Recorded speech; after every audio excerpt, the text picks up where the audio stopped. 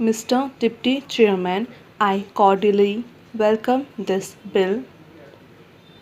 We cannot do too much for our children, nor can the importance of looking after neglected and delinquent children be exaggerated.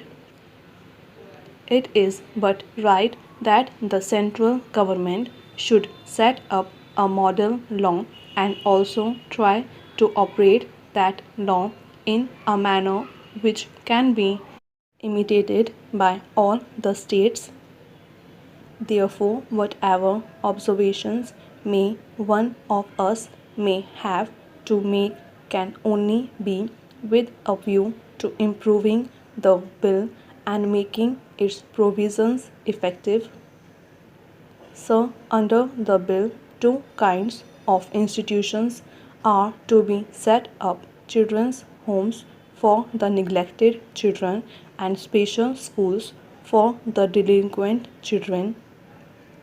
Throughout the bill, these two institutions are kept entirely separate. I do not see why there should not be an exchange between these two institutions in suitable cases. There may be delinquent children whose delinquency could be easily removed and whose retention in the special school may not be advantageous. While it may not be possible to restore the child to a parent or guardian, it should be possible to put it in a children's home.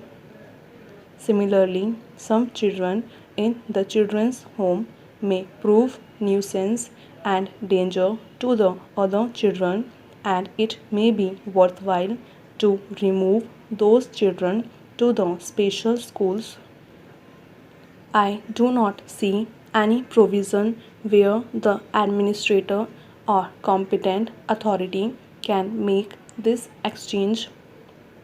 I think at least it should be provided in the rules.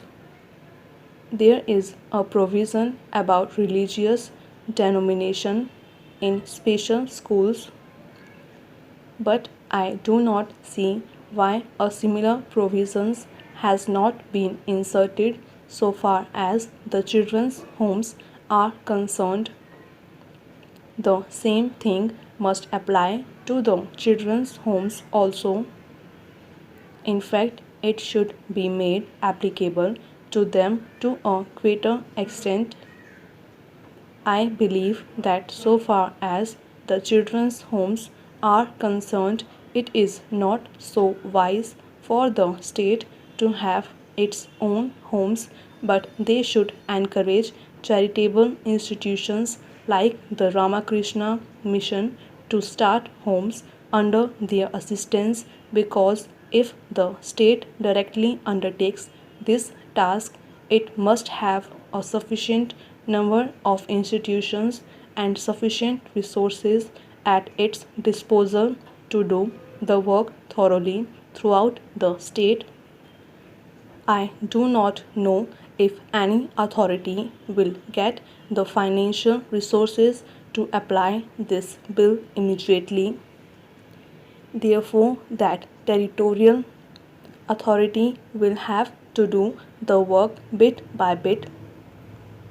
Further, I find that there is no provision here for financial assistance to homes which are run by private non-official institutions.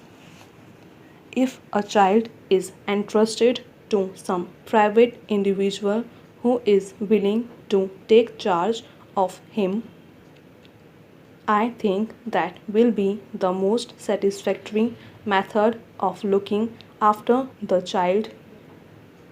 If there are such persons and if they are poor, there is no reason why the state should not assist them. Of course, you have to have a proper supervising agency to see that the child is being looked after well and is being treated well. But subject to this condition, there should be an effort to put as many children as possible in homes, especially in homes where there are no children, where they can be looked after well as their own children, and if poor people are willing to take them, they should be assisted. A multiplicity of methods is required for this purpose, and it is not a question of either having state homes or nothing at all. So, to run these children's homes and the special schools, a special type of individuals is needed. It is necessary to select people who are psychologically fit to deal with these children. It requires a great deal of affection and patience to deal with these delinquent children. They should understand the minds and souls of these children. So, only people with natural sympathy who can deal with them with a great deal of patience should be selected. If recruitment is made just as government officials are appointed, then I do not think these homes will be run satisfactorily. It is prescribed that psychological experts and others are to be on the boards. I do not know whether expert knowledge is needed to decide whether a child is neglected or whether expert knowledge is not needed to look after the child when he is put into a children's home or into a special school.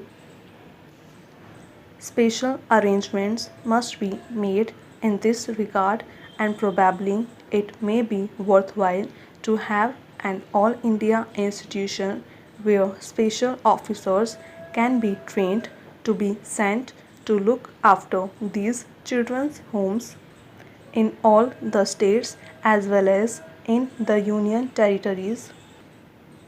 This is a matter which requires a great deal of consideration.